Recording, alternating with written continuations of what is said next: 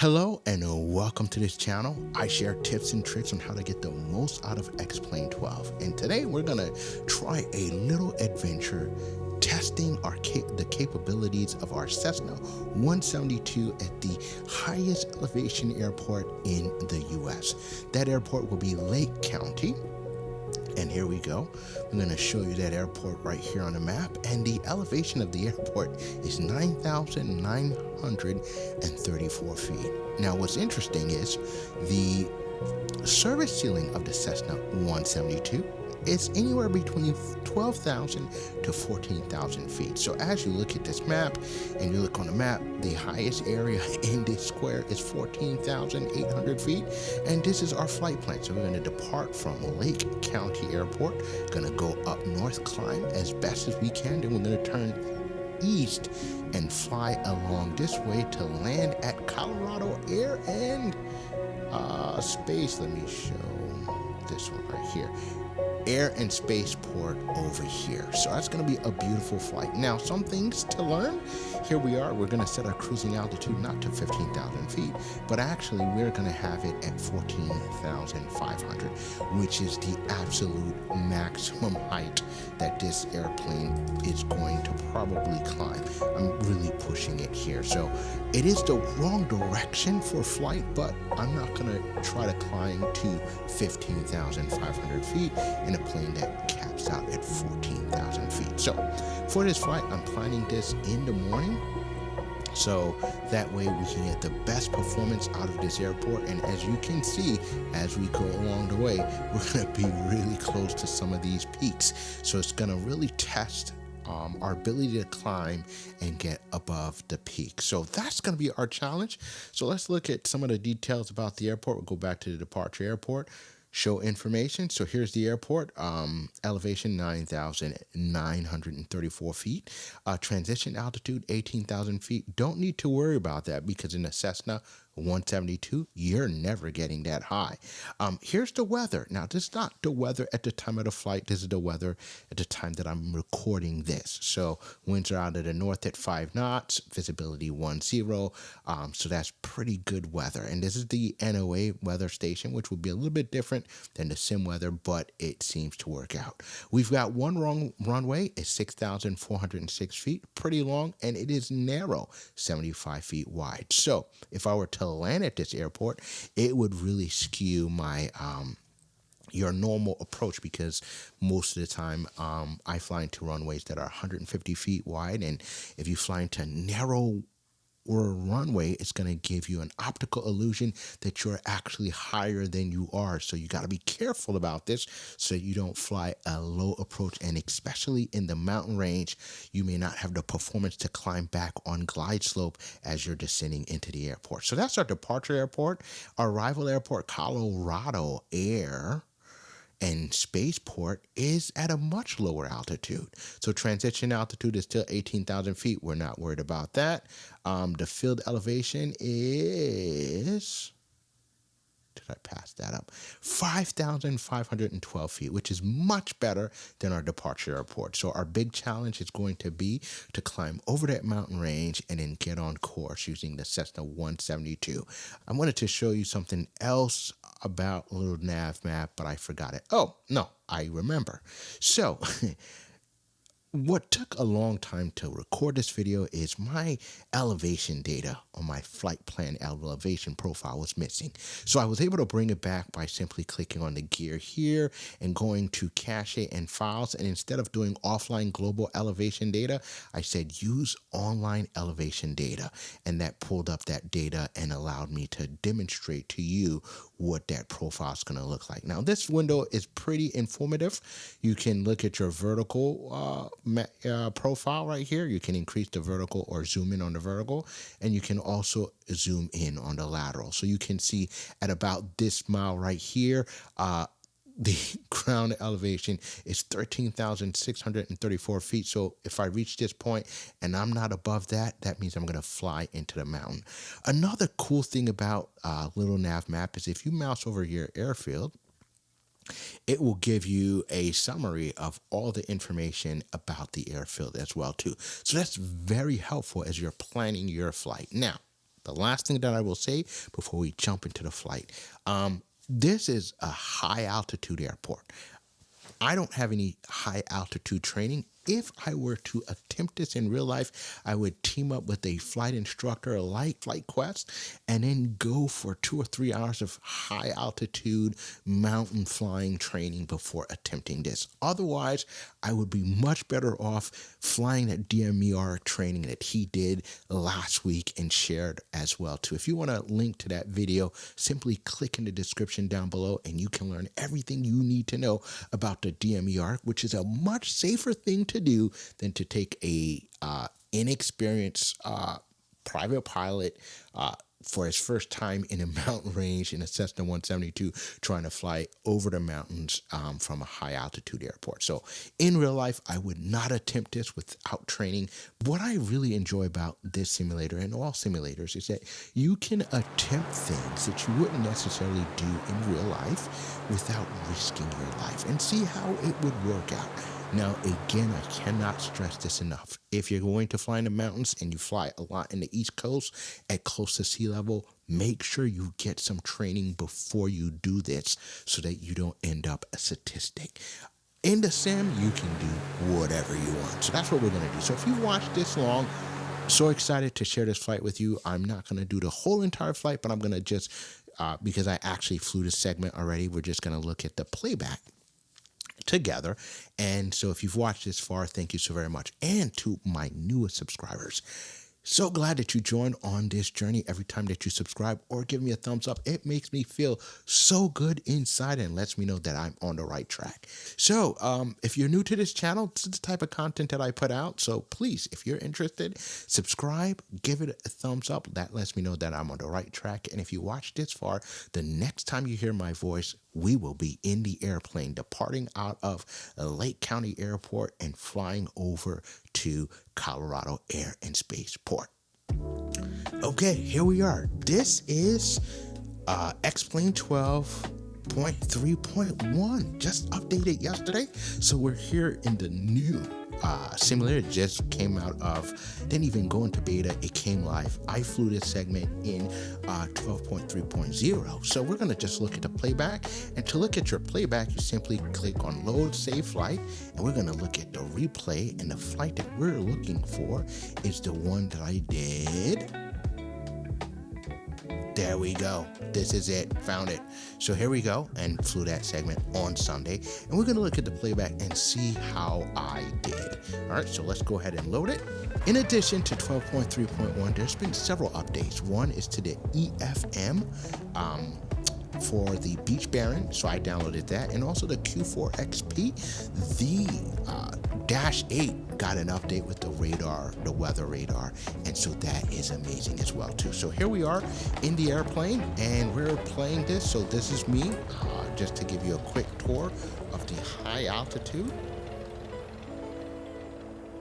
So you can see departing runway 16, and at this point I was probably loading the flight plan, but this gives you an idea. You got these beautiful mountains to the east, and also mountains to the west as well too. So east, sorry, this is the east, because it's 16, and then west is over here. I really do know my compass. So there you go. So we're gonna depart to the southeast a little bit right here. So here we go. Let's fast forward just a little bit to save.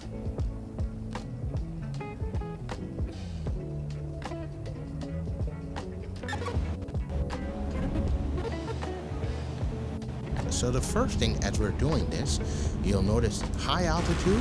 So the plane's going to take a little bit longer to get airborne, and also your climb performance is not going to be as good. As you can see, the nose is already up, and here we are getting airborne. And we're trying to climb as best we can, 500 feet, close to the service ceiling.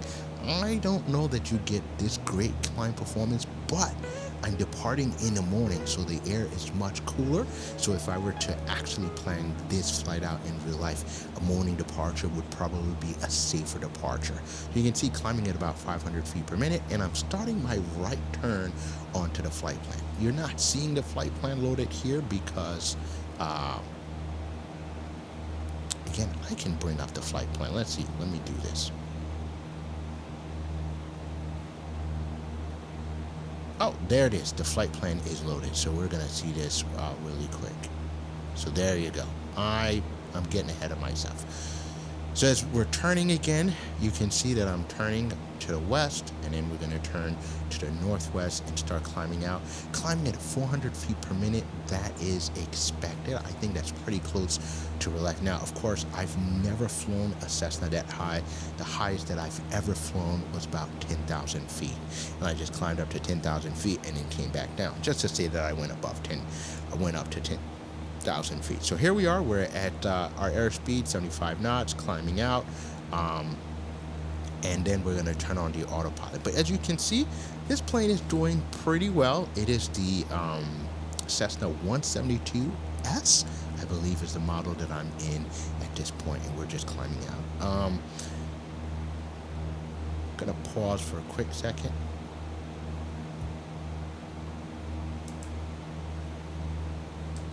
Oh, there you go. I remember the shortcut. So in my last video, I shared with you that you could have this beautiful mini HUD. That's not the last, maybe it's the last video, I forget which one.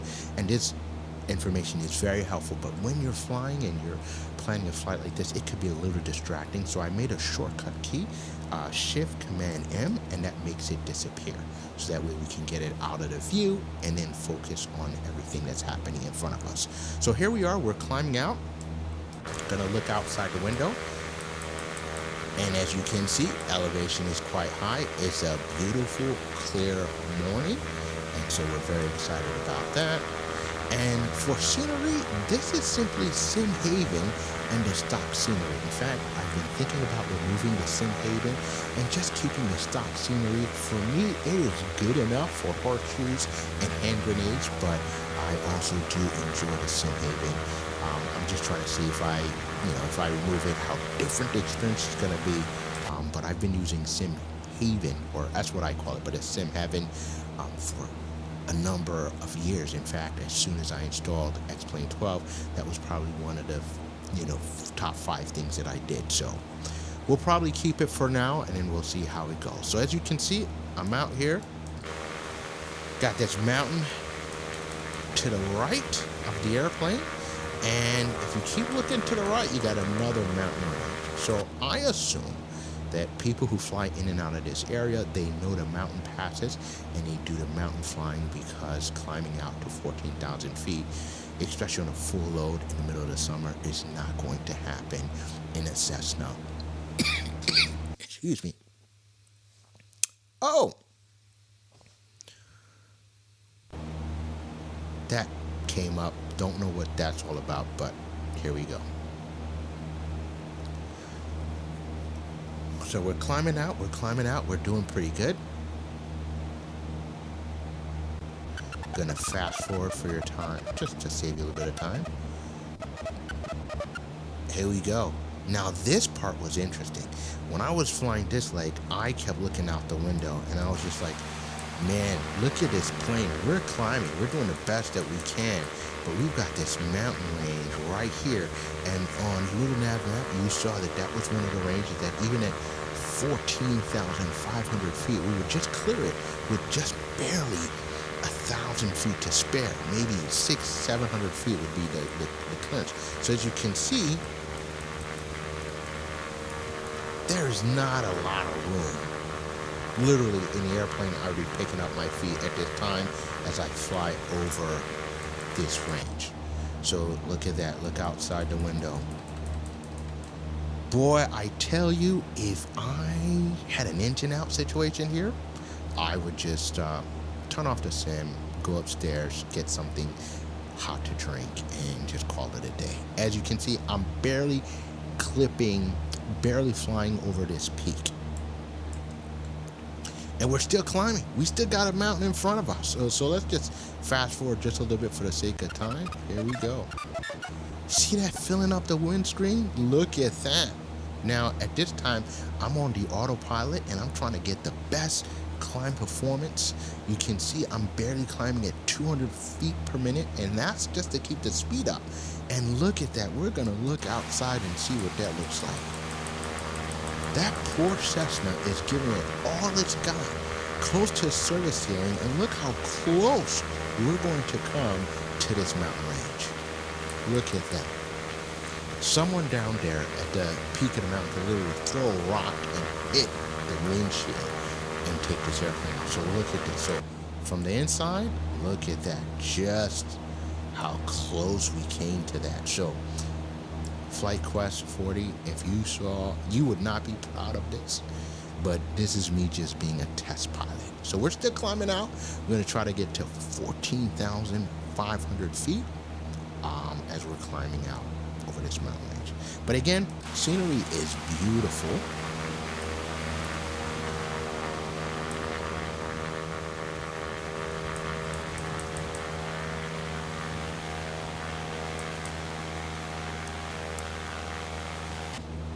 So there you go. If you were to look out the window, let's just jump out again. This is the beauty of flights, and you can look out the window. So if I ran into some engine problems, I could turn right, go down, lose altitude, get a little bit lower, and then look for a suitable landing site. Let's just pull up the map, see what that looks like. I'm gonna change it to the sectional, and we're gonna zoom in and see if there's any suitable landing areas. Well, not in this pass. I would have to duck down and cut north to see if I could get to a landing site. Not north, correction. Cut cut north. I'm getting ahead of myself. So here you can see some of the airplanes. I chose to add some additional airplanes to the sim. I shared in another video on how you can add AI aircraft, so that was pretty cool. You're not hearing them now because in the playback the ATC voice comms doesn't appear. So that's the thing that you lose when you do a playback and you save a flight. You lose the ATC comms, but the rest of it you have. So here we are at 14,500 feet, and you can see that the climb performance has really gotten down to 100 to 200 feet per minute, and this is it. We're leveling off and we're cruising at this altitude. Another thing to remember when you save a flight, the weather conditions may not always be the same as when you saved the flight. And so the time of the flight was partly cloudy. We had scattered clouds way up above. I'm not going to try to troubleshoot this, but for the playback, that's good enough. So what we're going to do is fast forward a little bit. So this is flying through the range. Pretty uneventful, cruising along. And as you can see, look at the visibility. Nice haze. This is Colorado. This is what it looks like. God's country. So let's keep going. And this is where I started my descent. So you can see I've got my, let me just bring this up really quick.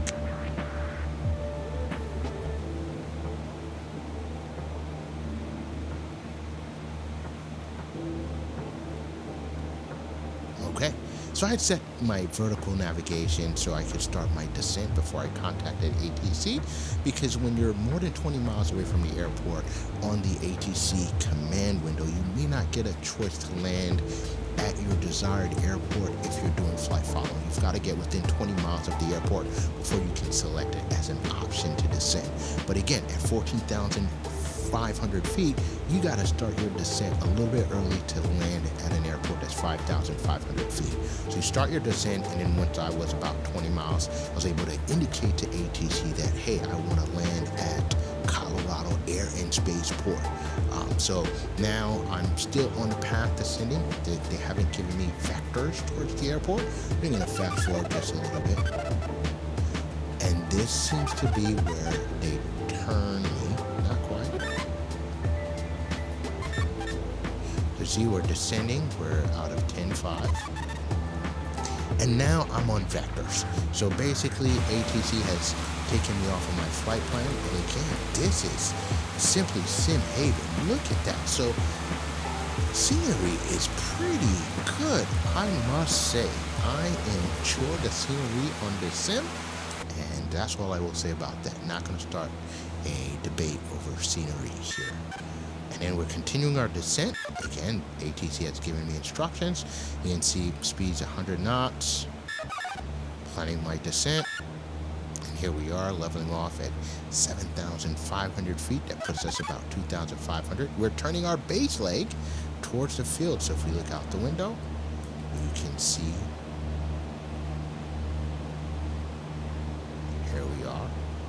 And when I planned this, I was landing runway 26, so it's landing west.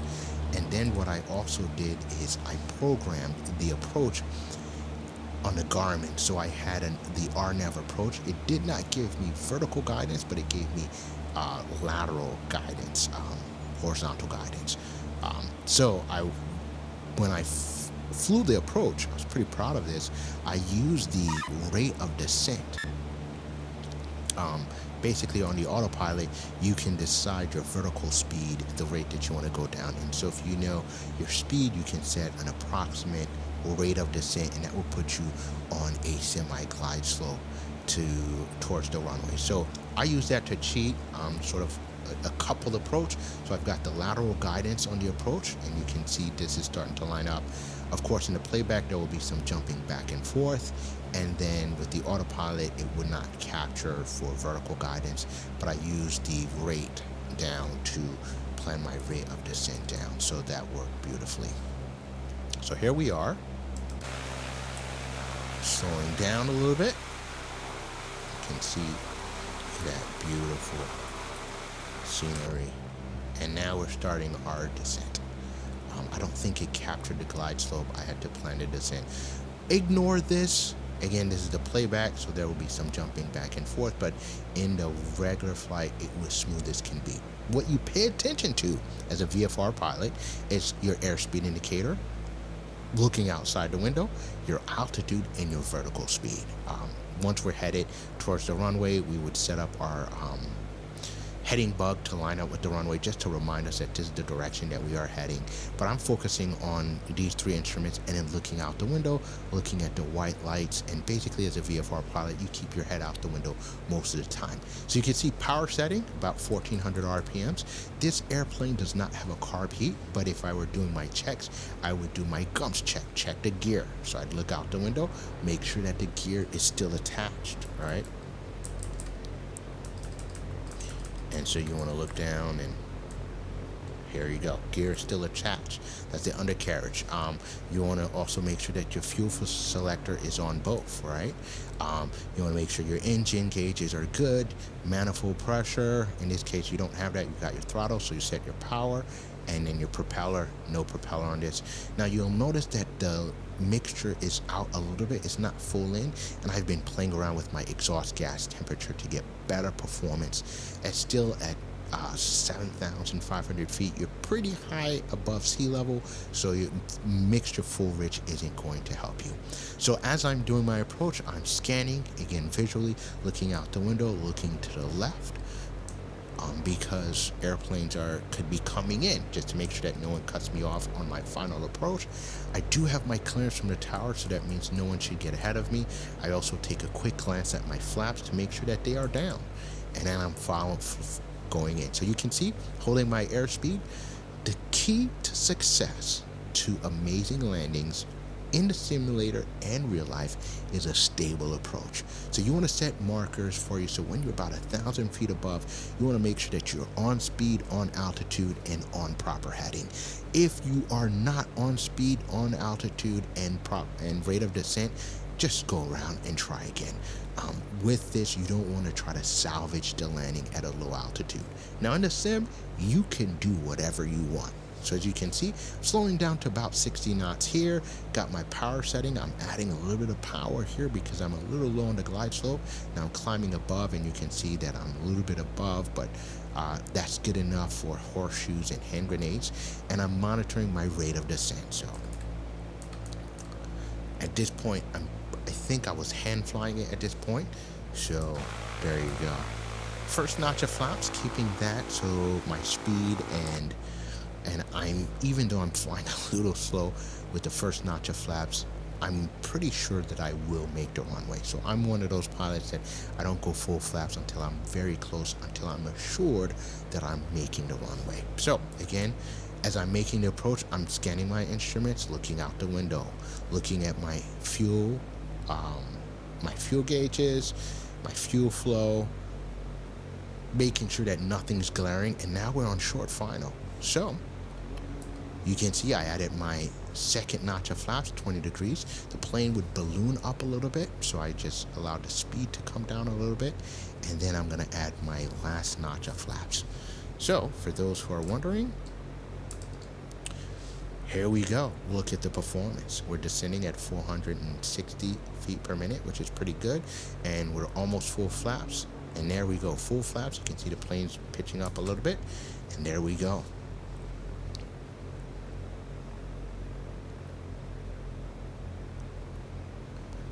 Nice stable approach, 55 knots. It's as if I'm doing a short fill approach, but in this case, once again, this runway is a little narrower. It's not quite 150 feet, so that throws off your perspective. So that's probably why I'm coming in a little bit lower, because again, the wider runways give you a certain feel, but in this case, this does not seem like an unsafe approach. I'll let you be the judge of that. And here we go. Coming right in, and then practicing my technique here. So you can see I started my flare and then power reduction, and we're gonna roll it on right here. Look at that, that's a beautiful landing. I'm gonna rewind just a little bit so you can see it from the outside. So here we go.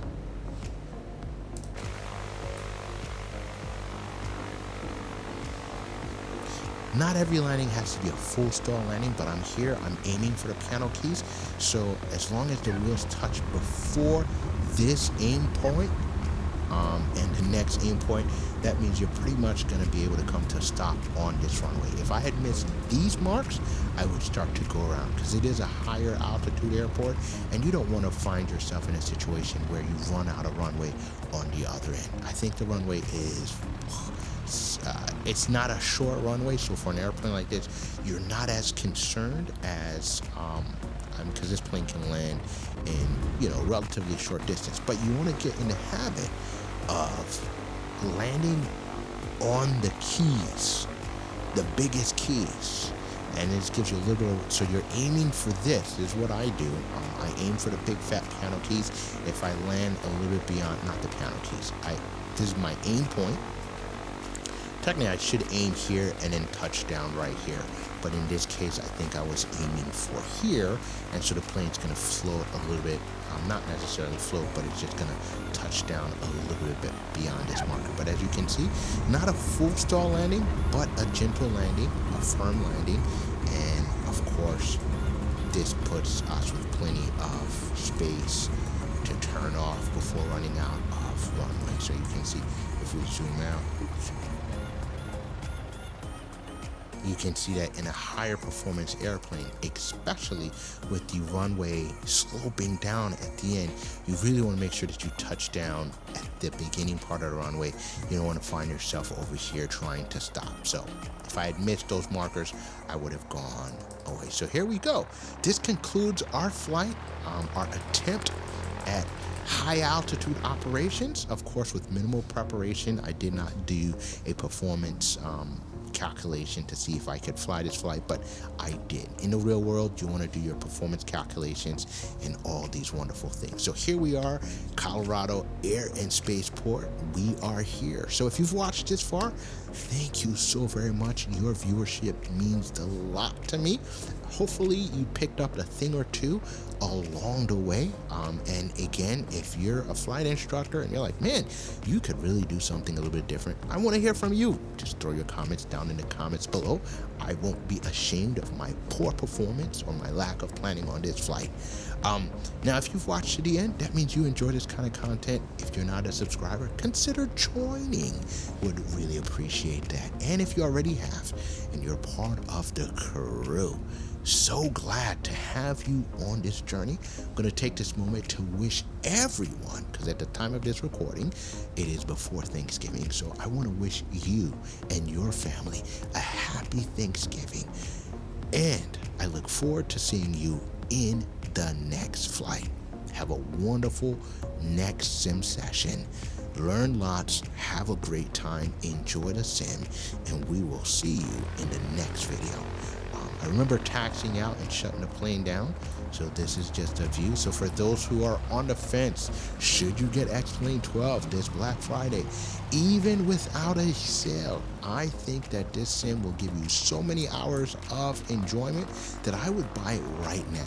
Even if it doesn't go on sale, it is worth it. You got some great airplanes in this simulator, and the fidelity of the airplanes good enough for flight training. Now, of course, if you want something that's even more precise, there are beautiful add-ons that you can get that will enhance your sim experience. But with the default airplanes, it's close enough for horseshoes and hand grenades, because when I think about it, when I was doing my flight training, all we had was a poster. So if you wanted to learn your flows, your high fidelity, I forget the word that they use, but that high fidelity training, it's simply a poster that you put on your wall, and you would simply remember where the buttons were and where the controls were, so that the next time you sat in the airplane, you could find things quickly. So this is me doing a shutdown, so you can see that. So quick a magneto check, and then we're going to turn it off by pulling the mixture, and then after that turning off the key. So once again, thank you so very much. See you in the next sim session. Have a wonderful sim time.